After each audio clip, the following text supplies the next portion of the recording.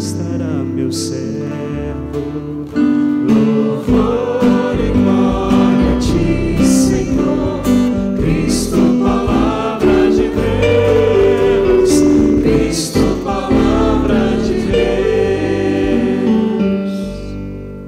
O Senhor esteja convosco.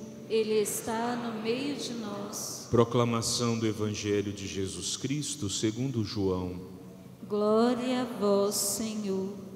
Naquele tempo havia alguns gregos entre os que tinham subido a Jerusalém para adorar durante a festa. Aproximaram-se de Filipe, que era de Betsaida da Galileia, e disseram: Senhor, gostaríamos de ver Jesus. Filipe combinou com André e os dois foram falar com Jesus. Jesus respondeu-lhes: Chegou a hora em que o Filho do Homem vai ser glorificado. Em verdade vos digo, se o grão de trigo que cai na terra não morre, ele continuará só um grão de trigo. Mas se morre, então produz muito fruto. Quem se apega à sua vida, perde-a. Mas quem faz pouca conta de sua vida neste mundo, conservá-la-á para a vida eterna. Se alguém me quer servir, siga-me, e onde estou estará também o meu servo. Se alguém me serve, meu Pai o honrará. Agora sinto-me angustiado, e que direi? Pai, livra-me desta hora. Mas foi precisamente para essa hora que eu vim. Pai, glorifica o teu nome. Então veio uma voz do céu: eu o glorifiquei e o glorificarei de novo. A multidão que aí estava ouviu e dizia que tinha sido um trovão. Outros afirmavam: foi um anjo que falou com ele. Jesus respondeu e disse: essa voz que ouvistes não foi por causa de mim, mas por causa de vós. É agora o julgamento deste mundo. Agora o chefe deste mundo vai ser expulso. E quando eu for elevado da terra, atrairei todos a mim. Jesus falava assim para indicar de que morte iria morrer. Palavra da salvação. Glória a vós, Senhor.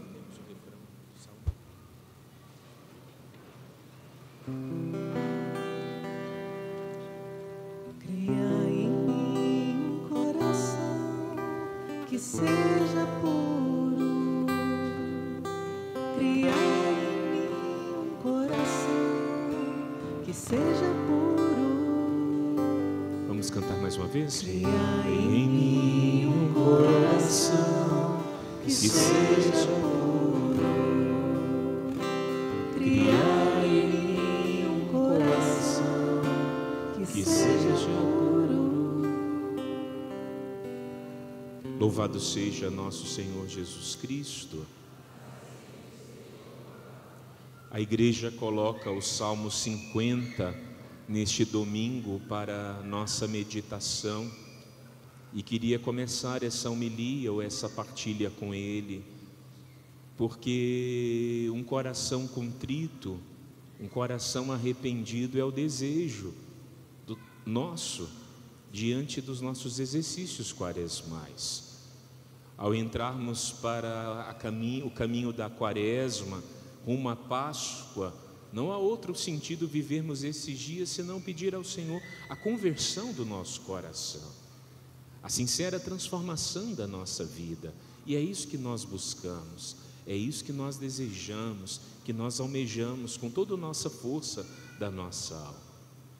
O profeta Jeremias hoje traz uma profecia de aliança. O capítulo 31, versículo 31 a 34, é o ápice da profecia de Jeremias quanto a manifestar a aliança que Deus queria fazer com os homens. Uma aliança que foi selada em Jesus Cristo.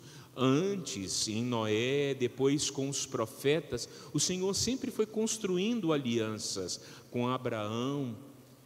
E essa aliança foi sendo entrelaçada, uma história de Deus com o seu povo. Mas era preciso que essa aliança entrasse na alma, fosse inscrita no coração.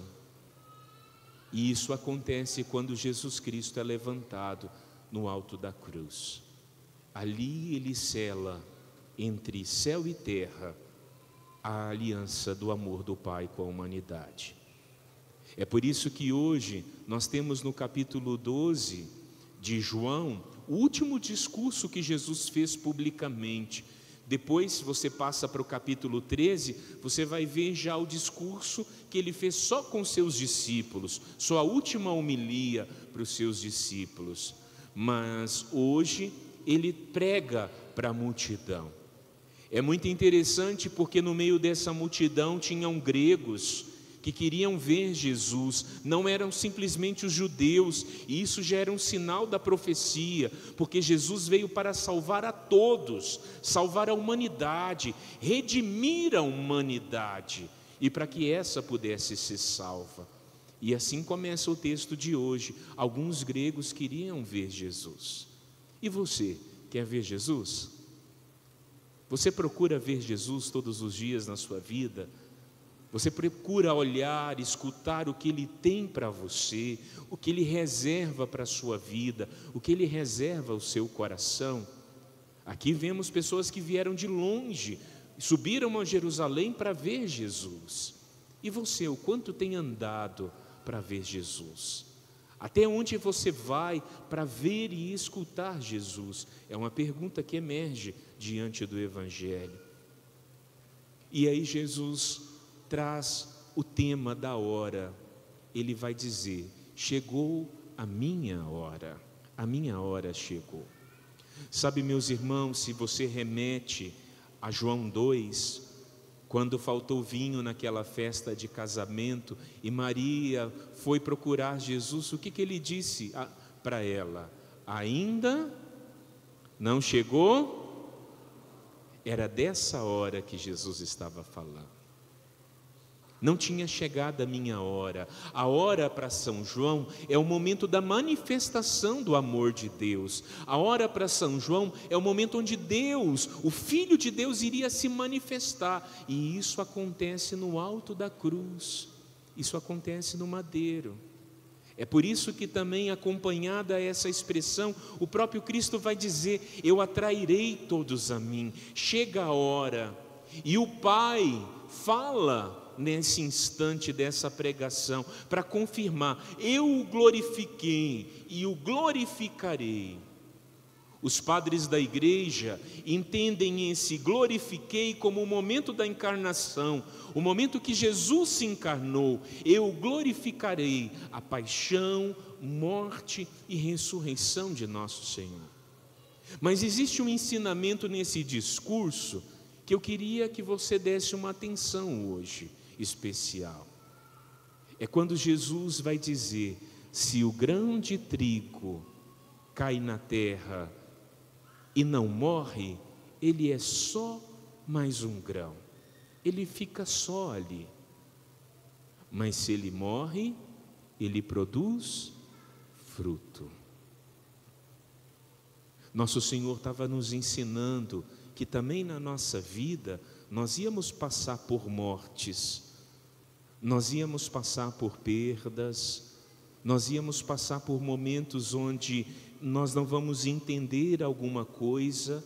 São as renúncias do dia a dia, são os sacrifícios do dia a dia, são os calvários cotidianos que tocam a nossa vida, que tocam o nosso coração.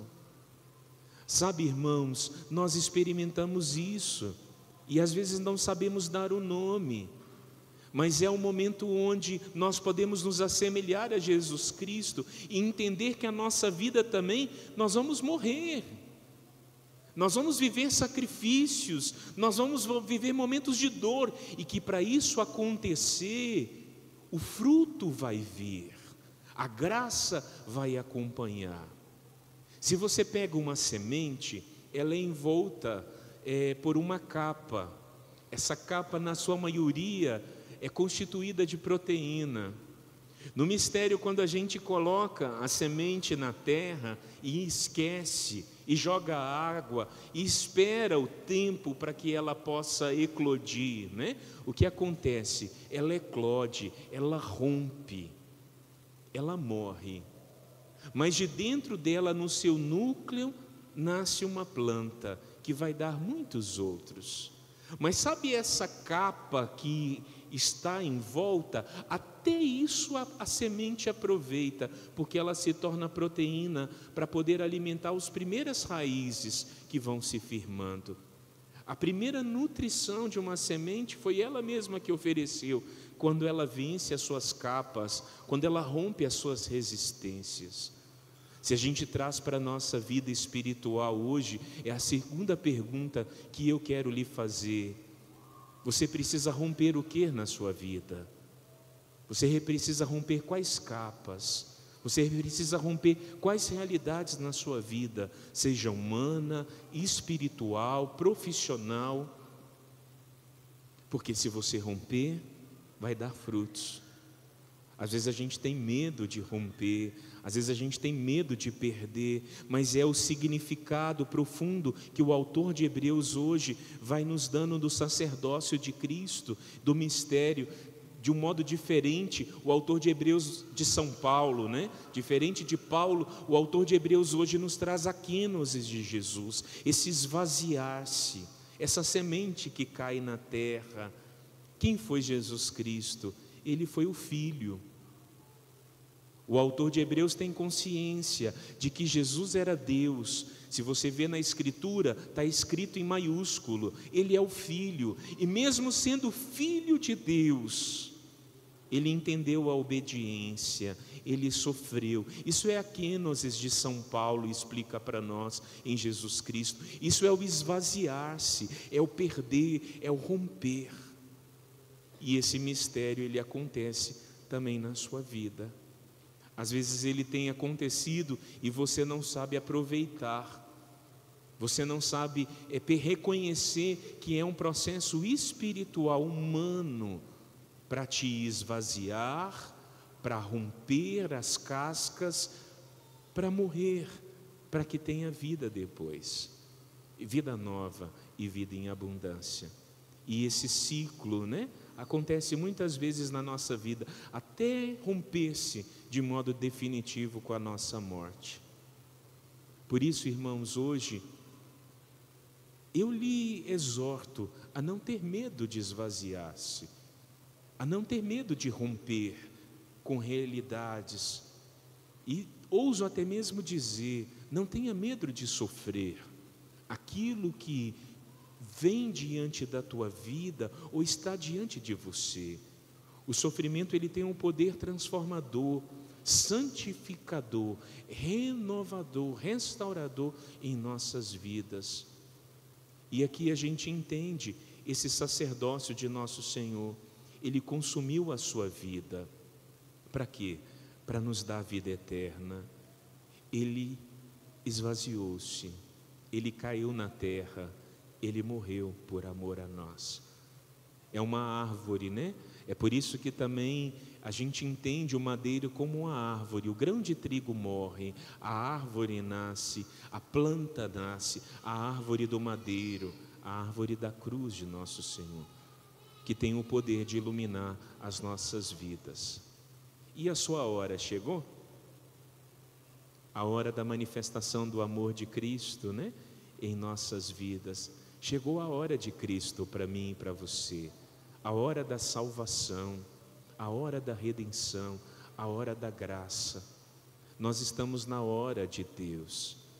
Existe um autor também especialista na vida consagrada, Amedeo Tintini, que ele chama a hora de Deus como um momento de crise.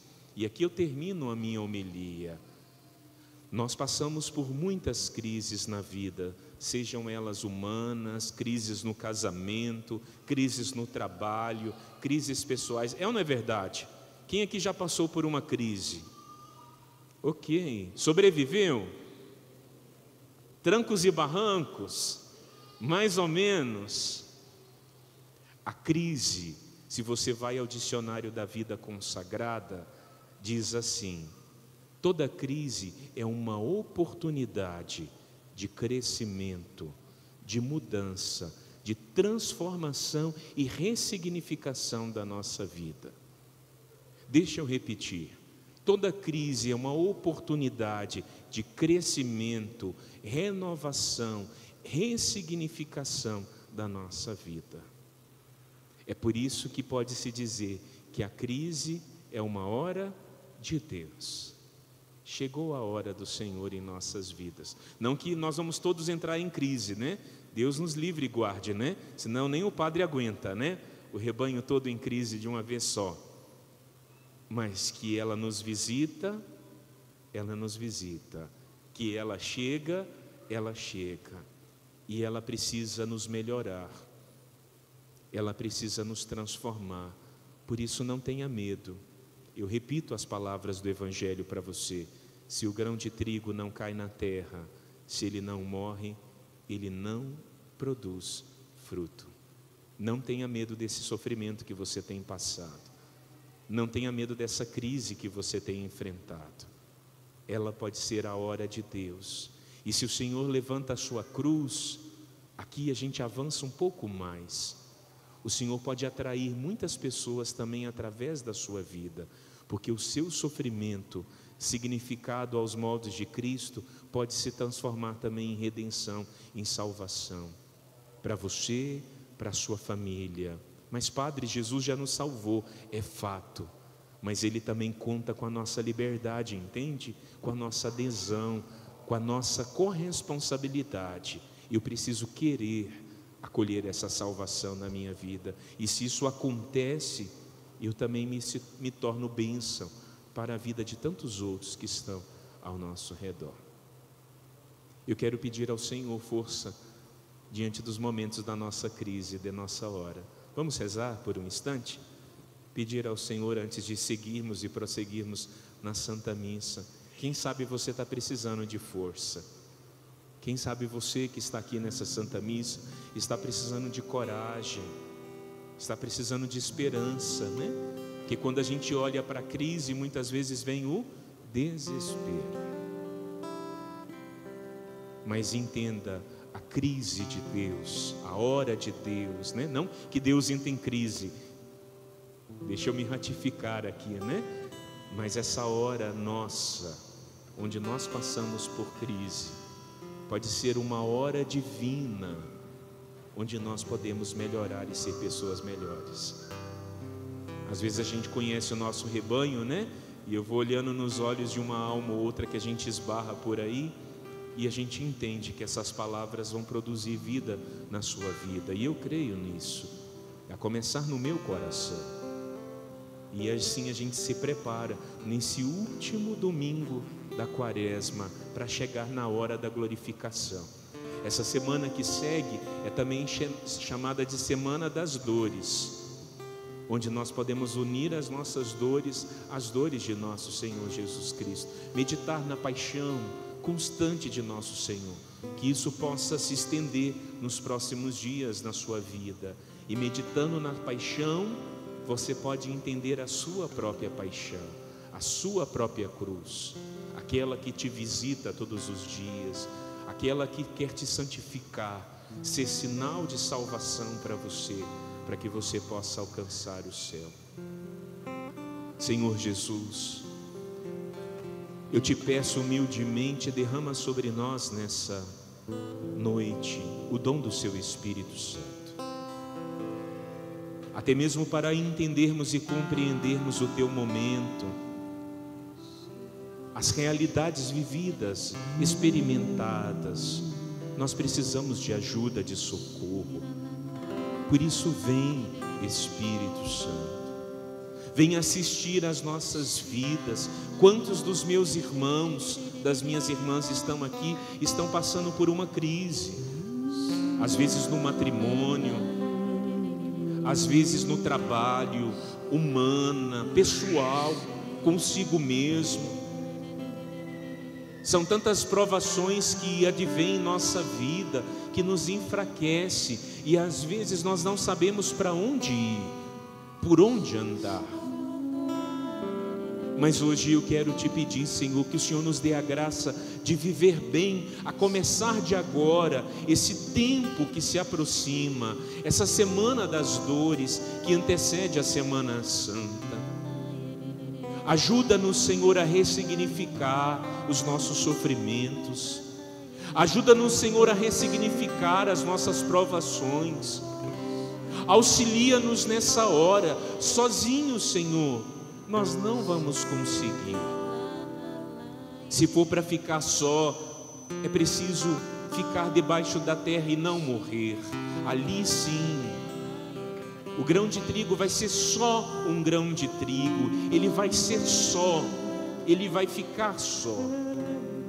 Mas, Senhor, com a Tua graça, com a Tua bênção, ajuda-nos a fazer o Seu caminho, a entender. Jesus, como os gregos chegaram a Jerusalém, hoje nós também queremos dizer, nós queremos Te ver nessa hora, Senhor. Nós queremos Te enxergar nessa hora, neste momento, em nossa vida pessoal, espiritual, humana, seja qual for a dimensão, Senhor. E certos de que podemos contar contigo, Jesus. Muito obrigado, Senhor. Eu quero amar, eu quero ser aquilo que Deus quer.